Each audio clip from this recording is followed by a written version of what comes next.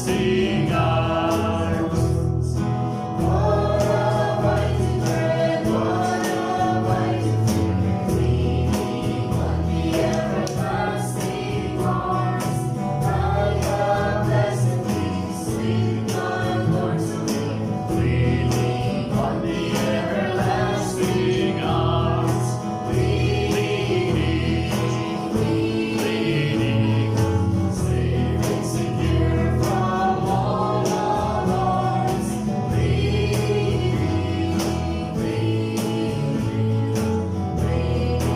on the everlasting arms. As we continue, Jay, topic.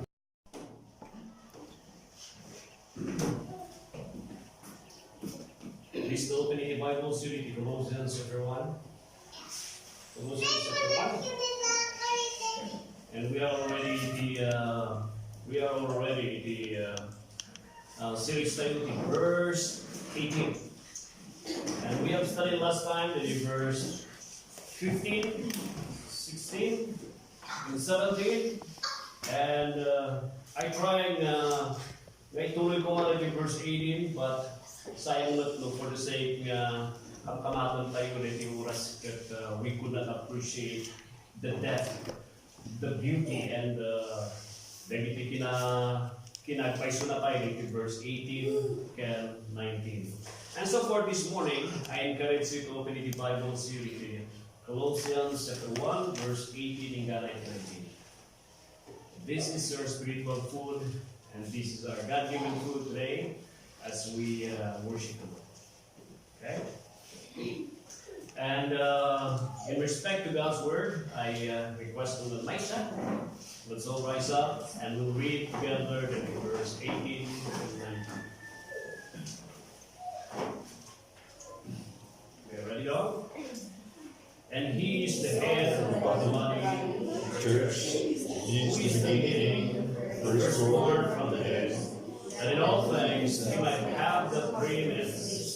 For it pleased the Father that in Him should all fullness dwell. Let's pray. We thank the Lord for this morning. Even the anak mo who are gathered together, and even the absent, that in the mga places, children who are also gathered and worshiping to you right now.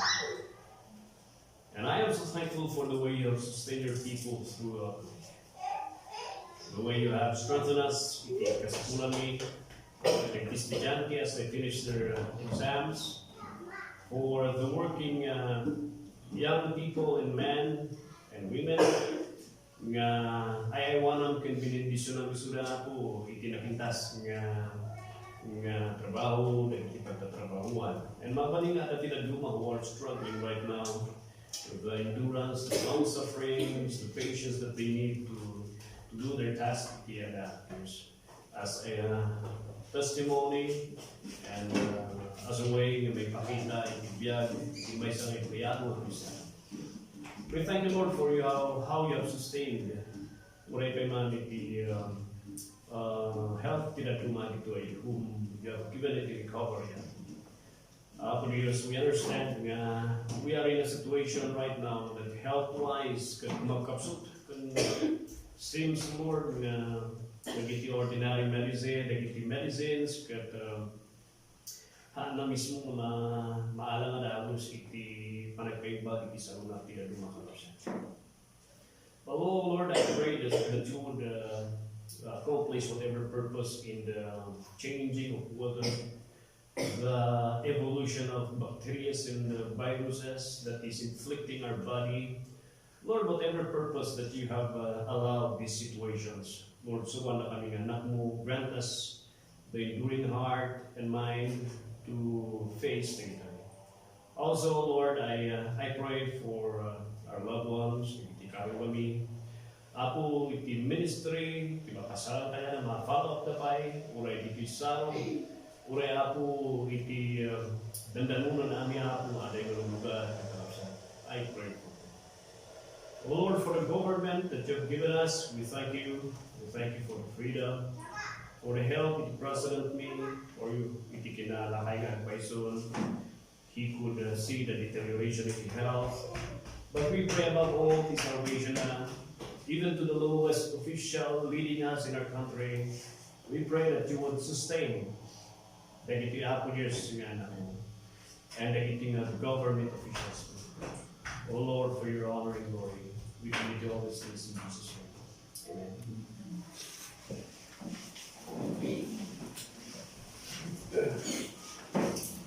Colossians. When we were young, hindi kabuhi ni at the time na kuna ni Father kung every Saturday, kahit kung dati alawan siyo, kansiluyo, pangkagala, hindi ba ito, hindi karayan. So, di balay ni, mapang kami day pa, di garden, pang kami day abay di karayan. And lumalpas di eskwela, panak di karayan, kat urno, tigi batu, again. And every batu nga, ada sizes na nga kakastoy, salapi, nagidadaktal, piso. So, malpas di jay, bunagat iti Saturday, and itad ko kanila ni Odette at data iti binunag ko na iti Saturday, nilali kita naman na iti sizes na, katunuan niya tigatad na, iso ti allowance ko, iti sumagong week. So that's what I do when I was young. So, nag-usually nga kabiti niya ibalay, nagapudi niya iti panagpunag ko, kabiti, di, magapuday, babababababababay. So, iso ti kakasta rin. And I enjoy those times. I remember those times. There were also times when I was young, at ang itsimpo nga may lawan nga mapanak ni Karayan, at ang nag-iba ko nga, at ang tinaipangkat. Nga I thought, balito! And I think, and I was so happy kakaroon nung lampas ti panagtutulog, at ang barungo ba ito nga may anod, barungo ba ito nga may pangkat kinjay. Then ako tinagragsak ko nga, inulim ko nga, nakahanap ni balito! Dahil kaskas na nga balito, kung talaga nga buukod, may pangkat ko talaga nga panagpita ng balito. And I showed to my uncle, to my relatives, ako tigarakap na kanya, kung nada kanya, you are being fooled by the gold. Yawag minta, takit yung balito. I thought I am already a millionaire. Imasay nga mo na, milyonaryo ako! Lumatapilong ako! So let's do it! And with my excitement, I showed to my uncles, and nagkatawa na, kung natatang nga balitok na ita. Dati ko na natakit yung balitok, you are being fooled. Awan balon na rin. Awan balon na rin. This morning, natin magtutulungan tayo. The part 2, iti lesson tayo last Sunday concerning iti ko natin yung a reliable Savior. Ada ka iti balon ng paiso ni Kristo Jesus kay nawa tayo. In all the religious group iti lubong, the only religion that gives and that present a reliable Savior is Christianity. Mabaka iti grupo, iti religious group, iti religious nga lubong, iti Buddhism, iti Diyos da ni Buddha, iday. And there is no offer of a perfect and a reliable Savior. Or iti lubong ni Confucius, the same thing today. They have presented a very attractive teaching, but when it comes to the salvation iti tao, you could not see haan yung makita iti reliable nga mangisalakan kanya na nagiting ang grupo. Apang iti lubong iti paganism, kuna iti lalakay, ang babakat, kita, dipindi. Mainan to at sino matay ako. Siya nagtantanan ng lalakay. The only religious group and teaching that has presented a very trustworthy, mapagtangan, and reliable na mangisalakan that they do Christianity. But I understand, and we also understand, when it comes to Christianity, ang nagiti false Christian groups who claim to be followers of the Lord, yet the problem is they have deteriorated the message of Christ's reliability when it comes to salvation. They are offering haan nga balitok, but a fool's gold. In Ilocano, takiti balitok, awan sirbinan. Nag-degrade de Kristo nga may representan. Trying to look back na iti denomination nga naduma, the Latter-day Saints, the INC, JW, tinagduma nga grupo, or on the charismatic stand.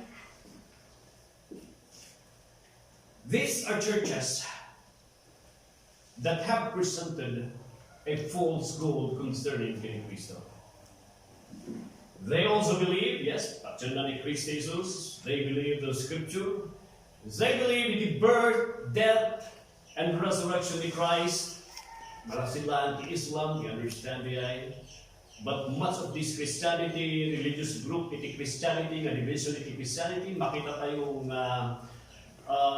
they believe all these basic truths about Christ. But the problem is, on the issue of Christ's sufficiency and perfect sacrifice, no umanay nga mangisalakan, may umanay ka din ni Kristo nga mangisalakan, nga mangsalbat ti tao ti kararwan ay impierno, iti pangkitaan tayo nga at tinagdumanan at kibantangan na. They have presented a false goal concerning ni Kristo.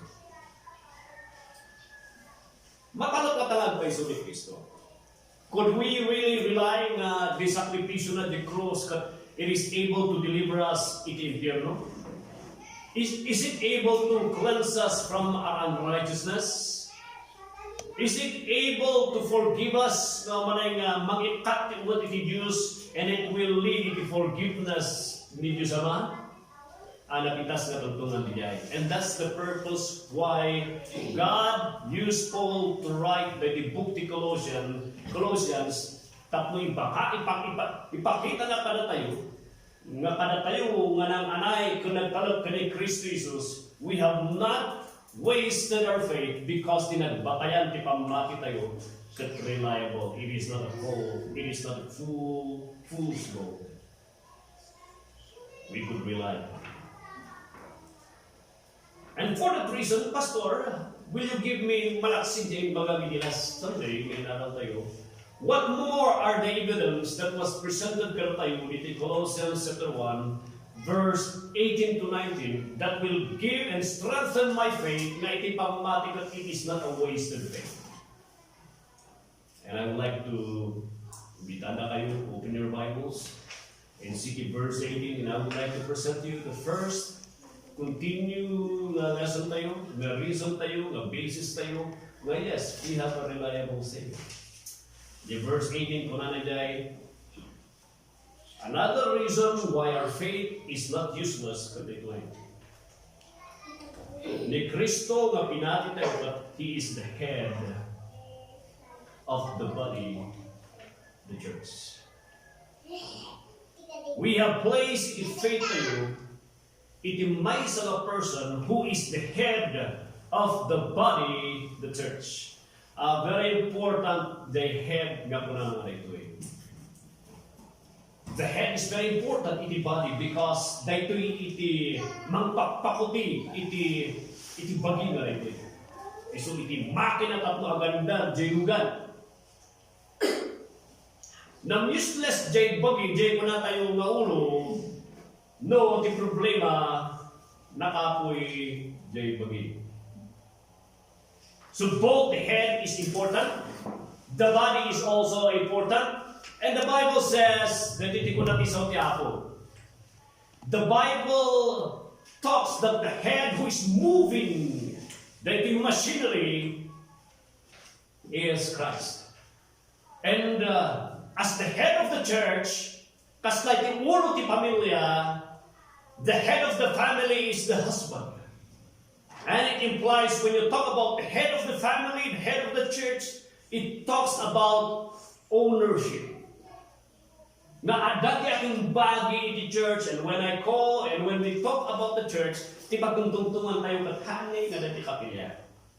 We are talking about the people na insalakan ni Apo, the given locality in every area of this world, whereby inawat na ni Kristo Jesus and they are gathered together purposefully iti maysa nga place with the mission of continuing iti plano kan mission ni Kristo. Gathered together. Being covenanted together through the water of baptism. That is the church. And who owns the church? Who is the owner of the church? Una di Matthew chapter 16, I will build my church. Yes, I am not the owner of the church. It is Christ who owns the church. It is not my church. It is a God-given trust nga iwanak da kayo dito'y lokal na barangay dito'y Dagsyan. It is nobody's church and nobody has the right nagbalik nga kasla nga boss-boss. A church is not a group of fraternity. Dati kasla nga big boss. Dati kasla big boss nga pagbutbutungan titunggal may isa nga. Ano nga banggaan dito? Ano banggaan? Nakalilason. Kasi dito may sistema tinanong mga churches and makita tayo dito ano gusto rin niya yung orno si the church. A church is not a group of fraternity gathered together at a big boss that the people would submit to the big boss. The church is owned by Christ and He rules and He leads the church by the Word of God. And my authority as the pastor ends ijay nga awanen iti sa ako. My basis of authority in the church of leading you is the Word of God. Anything outside iti sa ako, my authority is already cut off. That is how God would lead the church. So the more I lead you, nga iti panangidalan mo pa it is based on the Word. I am leading you in the standard of Christ. This church is being ruled, being owned by Christ. When the Bible would speak about headship, it also speaks about authority. Not only owned, but the authority belongs to Christ. That the authority of this church is not governed by people, but it is Christ, written in the scripture of God. So any teaching that dapat may basa, it is obvious. Any practice should be scrutinized under iti sao iti apo. Just like iti may sa miniro nga dati sample pan na dapat tapno maalam di balitok. Ada tilaw na kailangan nagi darat nagday nagiti miniro ko usaran dati sample pan tapno isina na day balitok to nagiti. The sample pan is the Word of God. Anything that is not written in the Word, anything that is not permitted by the Word, kaslamat nga agpaiso, kaslamat nga mayag pastor, kaslamat pangisan gatay ribulto. Mayag magtamang parimang ipakita iti image ni Jesus, reminding us, just like ni picture ni Mama Miralim, kanilulong mo, nga kasla nga mayag nga nakabiting di balay, patemot nga daydayawan ni Suda, namang palagip lang kadatayo. Yes, maybe kasla nga ustudi nga presentation, but the Bible says, we have already violated the making of image. In the second commandment in the Bible, that it was divided into three.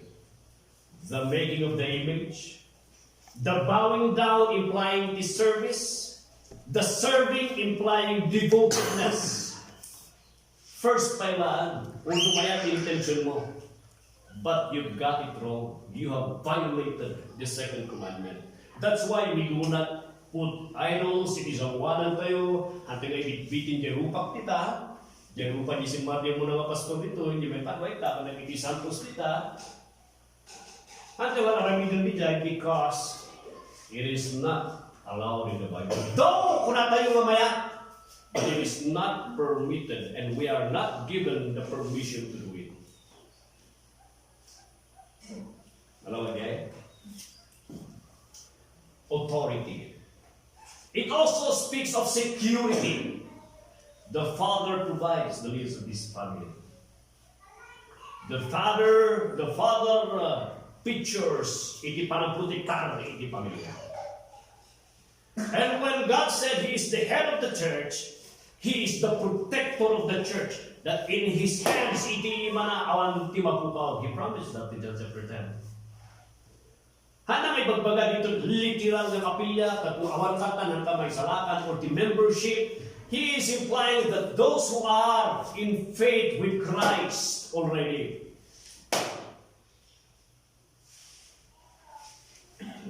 they are included in the universal, invisible body of Christ. Umanay nga po Diyos, they are secured. And as the head of the church, the responsibility of the head will protect and will secure the assurance of His children, of His people, that until eternity future, they will be secured away from the mouth and the belly of hell. Now, could we trust Christ? Yes. Because He's the head of the church. The church is in the hands of a mighty owner, a securing owner, and a powerful owner whose name is Christ. That's why, my friend, you have not wasted your faith in Christ. Hallelujah. Amen? So, marunong, kita niyo yung Bible yun. Second reason yung bagal mo nila. Why a man katangas hayan ti pamati na inawat ni Christ Jesus. The Bible says, because you have placed your faith in the hands who is the beginning. Yes, Christ, na ibaga dito ay suna iti beginning. The Bible in Revelation chapter 1 verse 5, ibaga na kadatayo, open the Bible here. In the Bible says, in Revelation chapter 1 verse 8, kunana ito I am the Alpha and Omega, the beginning and the ending, saith the Lord. Sino nagsasabi ito? It is Christ. Alpha and Omega, the first alphabet and the last alphabet. Iti Greek, He is the Alpha and Omega. It implies eternal God, the eternality of Christ. The beginning and the ending, saith who? The Lord, who is the one na nagsasaunga, I the Lord, referring to Christ, nga nakita ni John, the beloved, the visionary. Yes, my friend, He is the Lord. Daito'y Lord na daito'y kat ni Jesus, and He is the eternal. Awan tinangaramid kanya na. Implying na the title ng Lord dito that was used by Christ is a title that is equal nga inusan matlan ni God the Father in the Old Testament. Ano what? And He said, who is and who was, He never changed. And who is to come? The Almighty. I understand the Isaiah na ibaga ni Jesus the mighty God. Aguray kayo. In Revelation chapter 1 verse 8, He was also called Almighty. Even in the Old Testament, God the Father was titled also as Mighty God.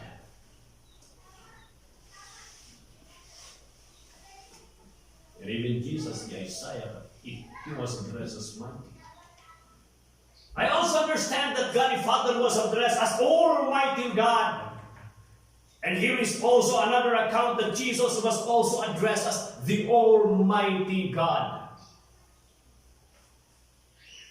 And the Bible says, dahil na nang itakam itipamatin, kanya niya, He is the beginning.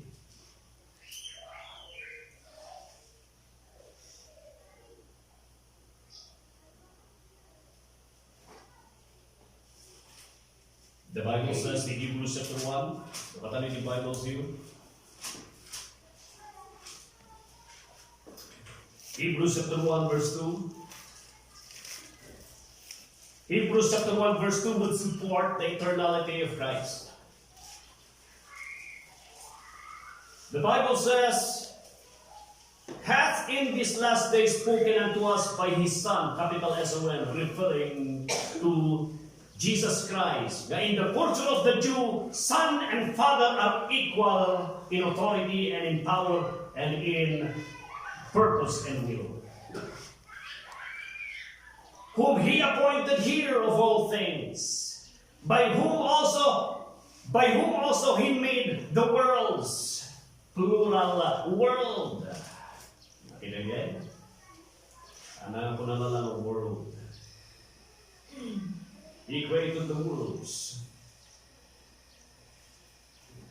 In the beginning, God created the heavens.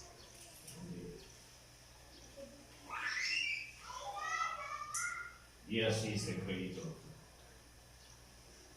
Verse 3, who being the brightness of His glory and the express image of His person, and upholding all things, that is the work of the Lord, Yahweh, Jehovah, the Creator, the self-existing God who created and who are upholding. By the word of His power, when He had by Himself purged our sins, sat down on the right hand of the majesty on high. You see the equality? The question that Pastor, next time so, nag-ibig na Rachel, Pastor, ada pa yung natati ng ngaramid kiniapos? Before God the Father and God the Son and God the Holy Spirit, ada pa yung natati na doon mga Diyos who are already existing?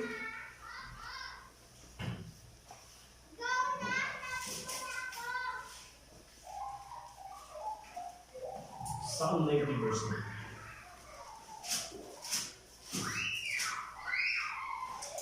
Psalm chapter 90 verse 2 again. Before the mountains were brought forth, implying created, were made, or ever thou hadst formed the earth and the world, even from everlasting to everlasting, thou art God. When was God created? When did God existed? From everlasting to everlasting. Where is that everlasting to everlasting? To the great unknown eternity past. At mga timeless. He did not exist one point. Iti history, iti time na, anay anak dito na time, bigla nga nag-activity Diyos, iti nga time, no. What is that everlasting? Everlasting God, everlasting, hanggang marupod di iti time. He is already existing. Pastor, and time was born in the existence of God. The first actually nga naramig before the earth is time. And time was born in the existence of God. When was time born? In the everlasting to everlasting, the great unknown eternity past. Question. Ada pa tani tidak dumahan Diyos mula si Diyos Ama? Mula siguro ni sakit, Pastor, apa ada nga tati ako Diyos na nangaramig pa kini Diyos Ama kani gagasan na duma? What do you think, my brother, my sister? Isaiah chapter 43 verse 10.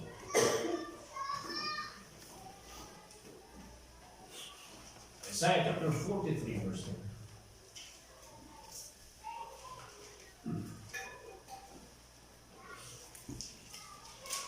Let's read together. Isaiah chapter 43 verse 10. You are my witnesses, saith the Lord. and my servant whom I have chosen, that you may know and believe me, and understand that I am He, and before me there was no God formed, neither shall there be after me. Is there any God beside the God the Father, God the Son, God the Holy Spirit? The Bible says, before God there was no God formed existing. Kan uray pa'y magpas ti plano di daga, awanen ti ingayun nga Diyos.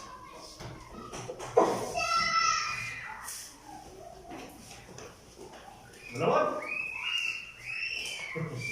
Colossians, subject Colossians. Now, do you know no anyan kinangbatayan iti pamati? Could you rely na ito yung nangbatayan iti pamati? My friend, yes, he is reliable. For what reason, Pastor? Because he is the eternal.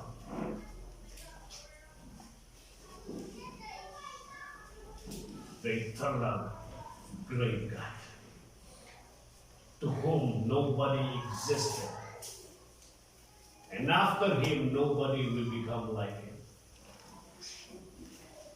and He holds the world in His hands. Kanta di narami tinay sa kanta tubig. He's got the whole world in His hands. He's got the whole world in His hands, yes. Lord, do we have a reliable Savior? Yes, we do. Nasaon ka kadi kung nalubi ka kadi? Kini Kristo? 100%. Amen?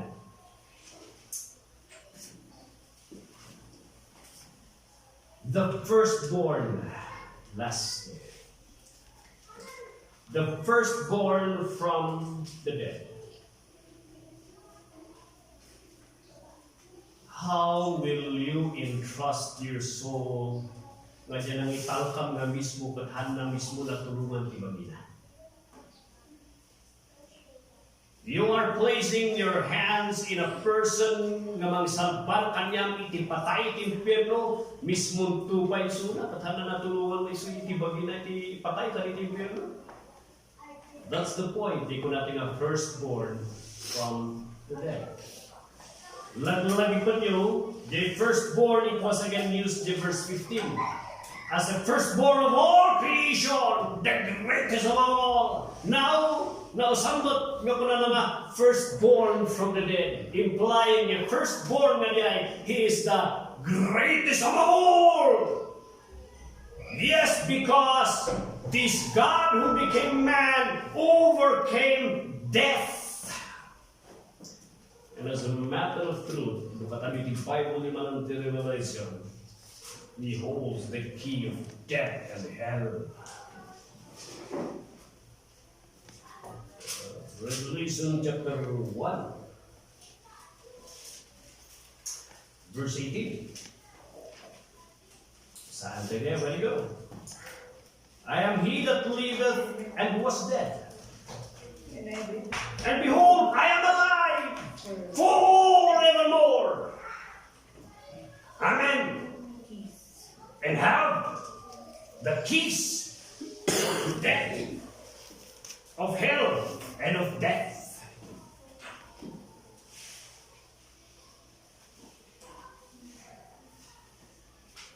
Implying that those who have fully trusted their faith to this Christ called Jesus,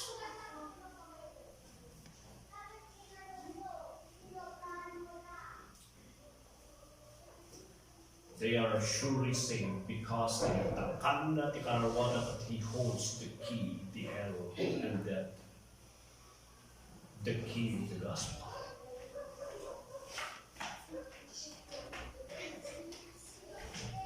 My friend,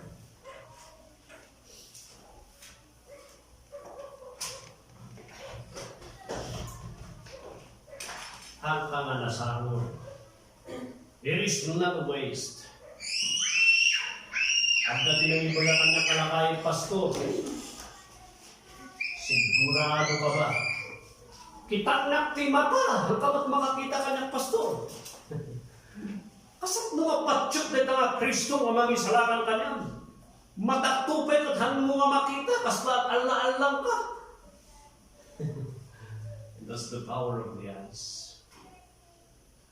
That you know what you're saying.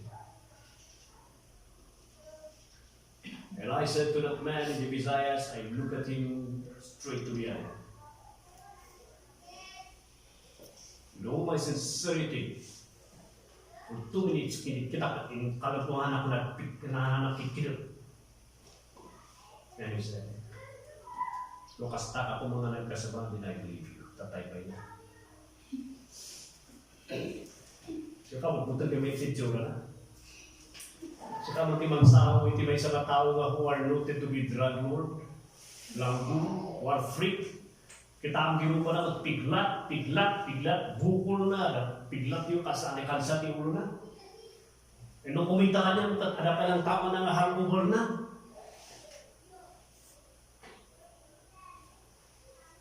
Looking at that man, I remember you admit that you nagtigagdag dito mo.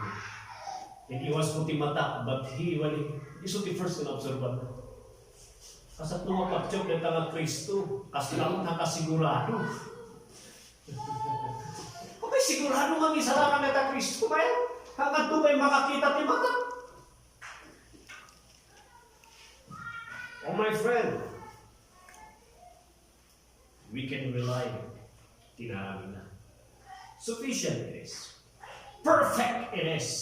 He is a perfect, reliable, and He offered a sufficient sacrifice that would close up the mouth of hell.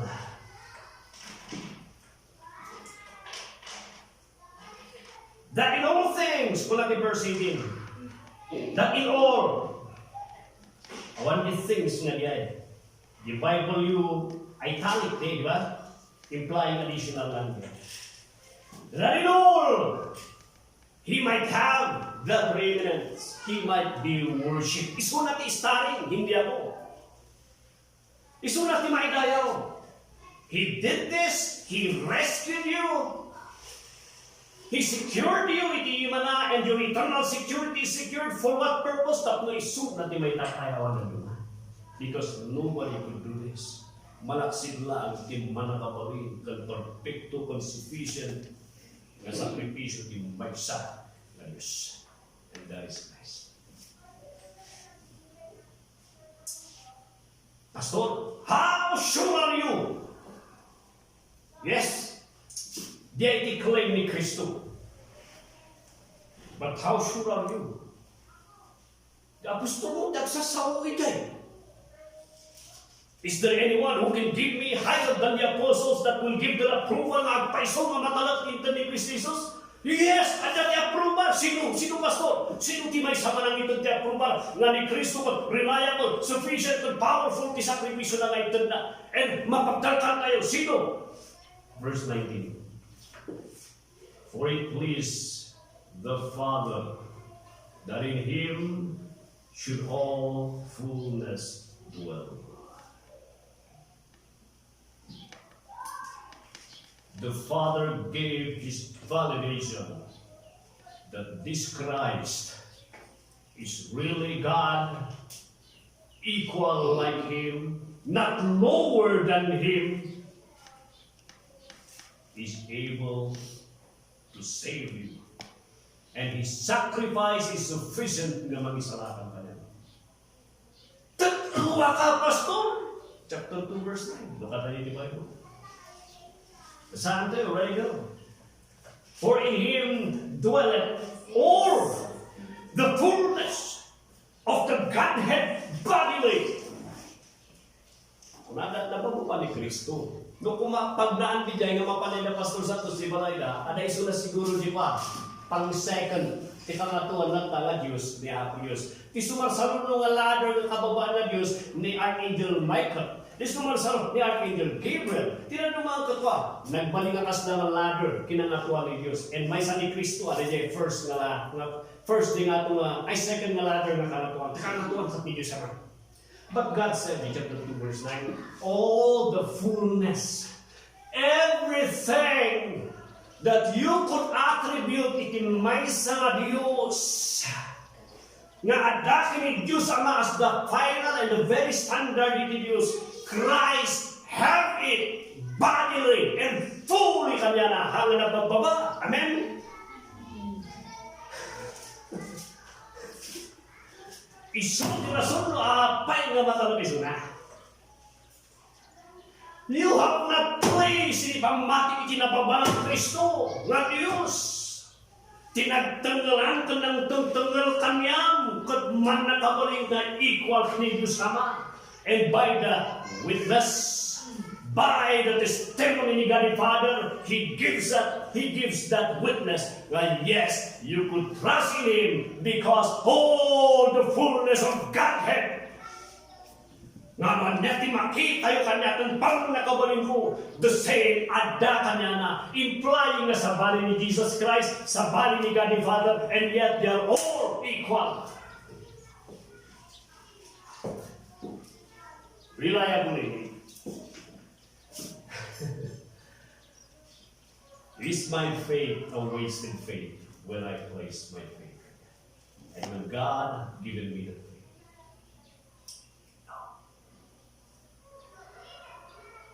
That's the reason why agbyag kayo nahaan nga agalaala. You thank the Lord in your life because we have a reliable Savior. When we were young, ada ti karikun ni inimbinto ni. Or pa'y ilugan niya anong ikikam 7 ni pamutisilyo man eh. Di kakasinsin mo magtatrabaho ni daddy na tululyo ijay bawali. Aging pinto kami ti karitong ni. Narami ni bidadakal na biri nga kakastod. Narami pinapilit. Narami kami ti kahana. Nakanami kaya na ito, tungulan natin 5 inom. Marami kami kayo maprino na. Katagsakay kami namin yung nakasinsin. Nga na di security guard, di paman, nga na di political base, hindi pagwasinan na diyan. Ada yung one time ko na di manong ambot, yan bagay ni C7, C1. Kung na, magkataglugan tayo. Kunang pagtel natin mga kaya na ito. Kaya na tayo. Napakantay ka. Haan, kaya na tayo. Pero hindi, bilib yung kanya. Sakay kami. Naspak na pas kami nga naganda rin pa di karikon. Naspak di karikon. Ahat kami na ibasak kami. Nagaspas lumot sa kami. Kita, mana na kaya? Yarod. Umanay ka nga pagkatulakan ni Kristo. Kung narito yung antro po nga rin di Canada, katungtong po. Yayan mi, masapong kanunga gitad ka ti offering. Lado, talukas pangalugan. Apay makadanon ka di bagyo, 5 pesos lang timbayan mo. Gano'n ka lang kita gabriba. Ang duhang kayo di pagdan, mangitad ka ti offering, at karami ka ti nasayaan. Hanggang umanay ni Kristo. Tapno kumplito mo makadanon ka di bagyo, masapon aramidong amin na pintas na amin tapno may salakan ka. Kapsat! Kung natin Colossians, dyan inaramin na sakripiso ni Kristo, umanay hanggang masapon nga ngayunan. Nangibyo kami ni istorya ng iti churches di Romano Katoliko di muna, that they even invented iti treasury of merit. Ngayon yung kanong treasury of merit kung nada, no agan aramid ka tinasaya, ikarkarga ka nun ni Apo Diyos, di ginapintas na aramid mo ijay na treasury of merit. Katulong na ti-check kung mamatay ka, kitaan ka nun ni Apo Diyos di records, nung pinmasa ka, i-audit na, as na ka ni Brother Aris. Nung ko nakita na nga, pimbasan di panangunit na mayat, kapsa, nakaurnong katyado, mayat kato'y langit. Adi, magpangatayo, kurang tinarami ni Kristo, umanay!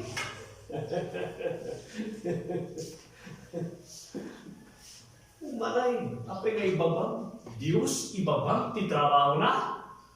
Timay sama Diyos nga namarswa, equal kini Diyos sama, ibaba tayo, ti panakay salakan na inter na di Kristi Kalbaryo, dapat na baso ni Jai.